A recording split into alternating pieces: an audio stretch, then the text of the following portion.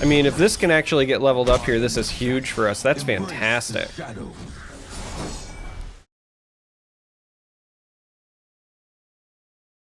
Well, this is going to be interesting. Those are two champions you don't often see paired together. Now, I really kind of would like to see a 2-drop here, though. With us attacking on evens, if they don't have the 1-drop, there's a chance that we could stick this on an open attack for 1, which would then allow us to at least shared spoils. So I think we're going to just keep everything here. Now, if you haven't figured it out by now, we're going to be playing an Elusives deck today, but this is what I like to call Spellusives. This is not the Kinkou Wayfinder version. And I don't know, I've been enjoying this particular list quite a bit lately. They're out there. I'll spot them.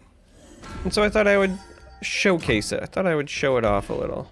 It's already a pretty large duo for later turns. Now, given Braum and Twisted Fate here, I kind of assume this is going to be some kind of control list. I don't know if I want to use the elixir to keep this alive. Yeah, I think the answer is no.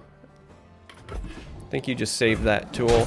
So this particular version runs things like Seer and a bit more spells. That's going to be a great Zed next turn. Holy cow. Now, good for us. That doesn't actually trigger the draw for them. That's why we took the block. As always, at the end of this video, I'm going to go through the deck list. I'll also put the video in the... or excuse me, the deck list in the video description. It's been a while. It's been like 5 days since my last video, but with everything that was going on in the world, in my country, in my hometown even, it just didn't feel right to keep pumping out that content, so... So Zed here is gonna get stunned, but I think we want to protect him from the damage. Now you could also do this later, but Hold it, partner. I think keeping him at the 4 health to prevent them from hitting us in another capacity is potentially fine. Again, you could always consider doing that later. They gave me the old Heimer emote, but I don't feel too bad about that exchange, if I'm being honest.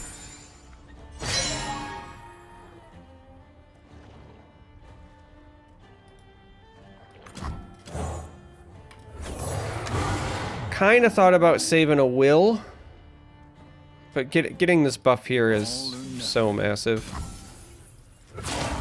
You cannot escape. So we're gonna go this route now. We get punished by a buff. We get punished here by like flash freeze. But we're gonna get punished by the flash freeze either way. So like at this point we're trying to make him use it, whether it's on attack or block. So again, there's the buff. We kind of expected that, for being honest. We're more concerned about this leveling than anything, so...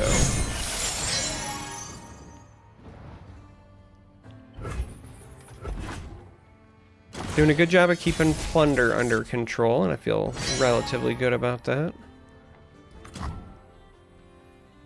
I'm gonna go with this, and then see what they answer with. We've got a lot of reactive tools.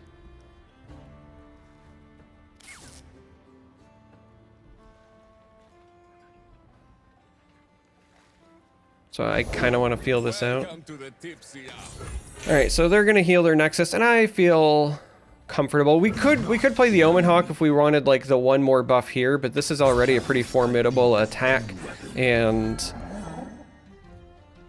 I don't want to be greedy.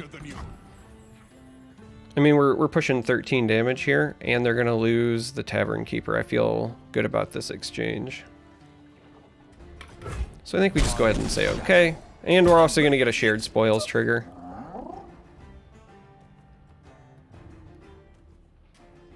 So we're going to go Hawk so that it buffs, and then this will buff and then draw. Just like we did before.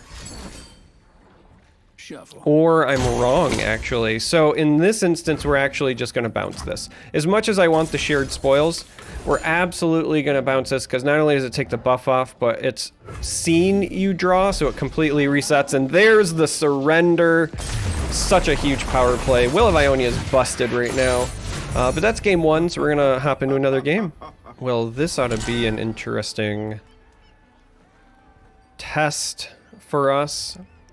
Karma Ezreal is a formidable list, specifically here because of their really good removal package. This matchup might actually just come down to whether or not they have the right removal at the right time. I really want to play this on 2, and then likely this together on 3. I think this goes back. But I think getting Seer down on 2 and then going into duo before attacking and then praying that it actually gets to trigger so that maybe we get to trigger something like shared spoils. Though the reality is that when we attack with this, it'll probably be targeted by something, at which point we might have to elixir it, but I don't know, we'll have to cross that bridge when we get there. The Zed's an interesting pickup, but you'd prefer to grab a buffed Zed by that point. This might be a thermal, yeah. So this changes our dynamic a little bit anyway. Now we're gonna go with the Zed because that offers the most damage, and we have the elixir backup here. Without a sound.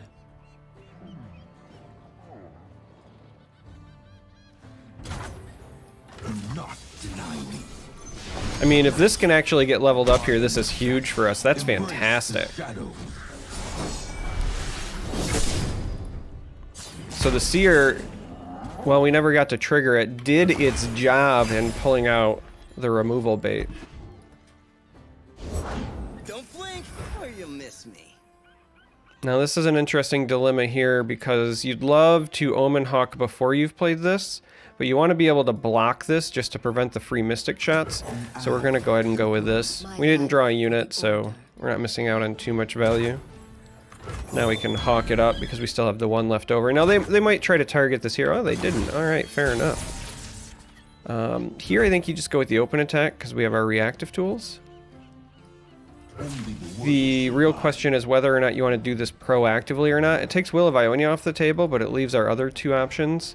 And so I do think it's worth it because you want this thing to be super buffed. Because it's going to copy itself. And at 8, they could have, you know, obviously like Will of Ionia and then some. But we're trying to push as much damage as we can here. Double will slows us down, but that's 2 wills on a single Zed. Oh, this is almost double will. This is almost double will. I respect this play. So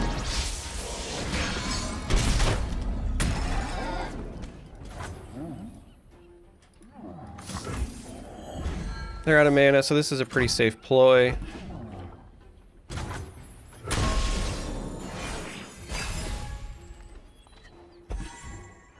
Hatchling here is pretty huge. Hatchling's probably a reason enough to not go with the Protector on Zed here, because I think that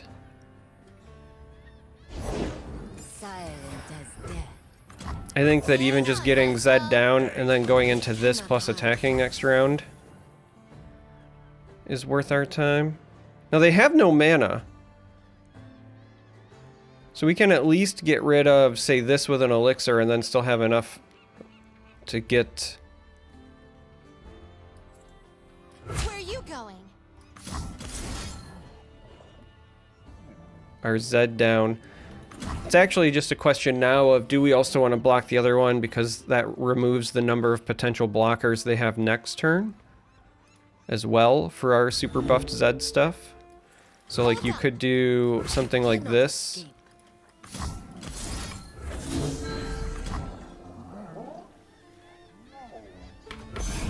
Because this is going to be like, what, 3, 4... Well, maybe it was worth it to do it the other way. When I'm considering how much elusive damage that's going to push, that's probably worth not trading there, but I really wanted to get rid of the blocker, so... So again, like Will of Ionia here would be kind of rough on Zed just because it's essentially pulling 12 damage off, but then we still have the 10 elusive. Alright, stun. Very similar.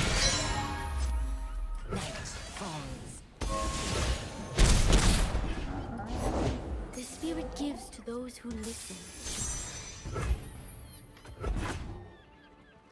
Now they haven't played 2 spells, so they might have to play one more if they've got it, even if it ends up being a bit of a waste. Just, yeah, I was gonna say just to get this Dragonling out. So pretty heads up play for them. This is another great pickup for us. I mean, I think here you just take that.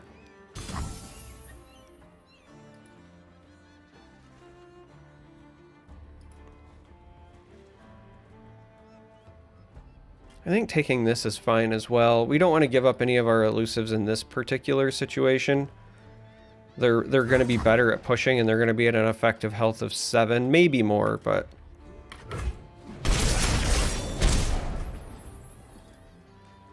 Now, we don't have enough to kind of like do everything here.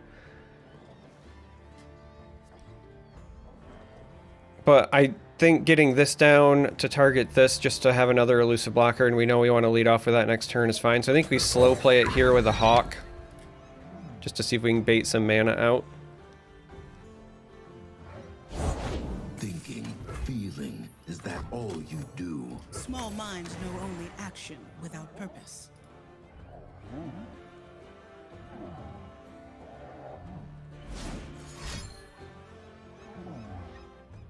Now they might be trying to like Mystic Shot here. Oh, they're going to try to beam the Zed. That's actually really good for them.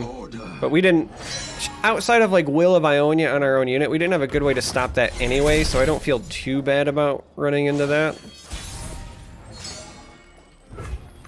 So now we slam this down and then pray they don't have good answers for both of our big elusives. 9 mana to work with. They do also have the Ezreal, so it's entirely possible.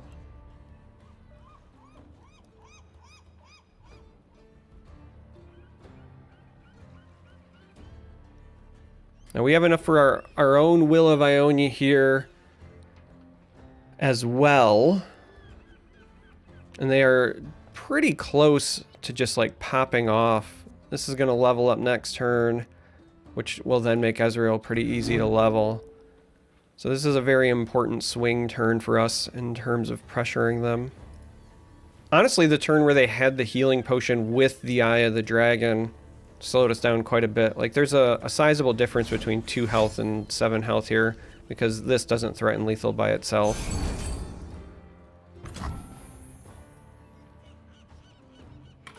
Yeah, we say okay to that.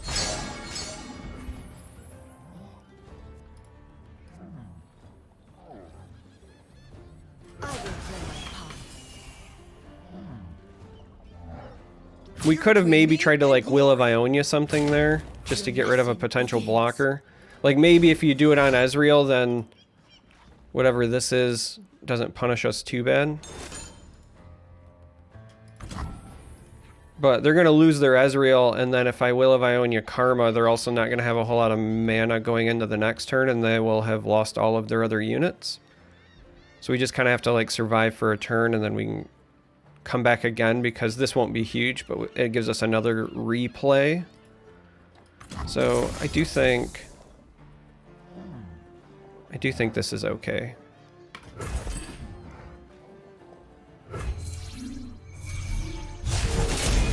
Good, I surprised myself.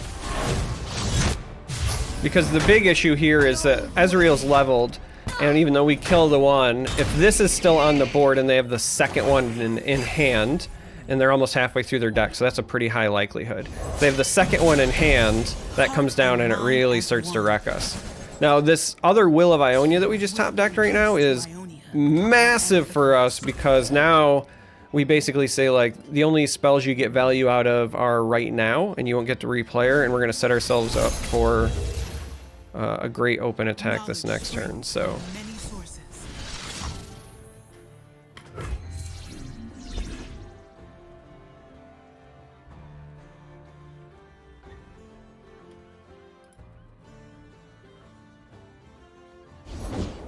fight with my spirit, not my fists. Step lightly. So we're going to get this down so that we've got multiple units to threaten the lethal. The question now is, do you play the hatchling? I think the answer is actually no. I don't think you want to give them anything other than spells here. And I think you just send the elusives because you don't want to give them an opportunity to like heal or do anything weird. I think you just do this.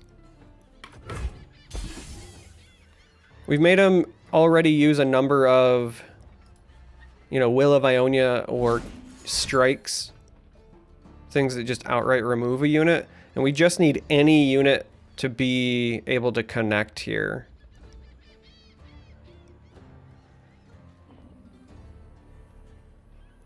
Because we've got the Fury that we top decked, so. This is a really close game. Like, I know it feels like we're doing an awful lot of pressuring here, but they're so close to hitting that tipping point where they just survive.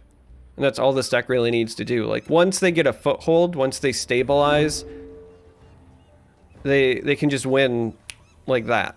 So,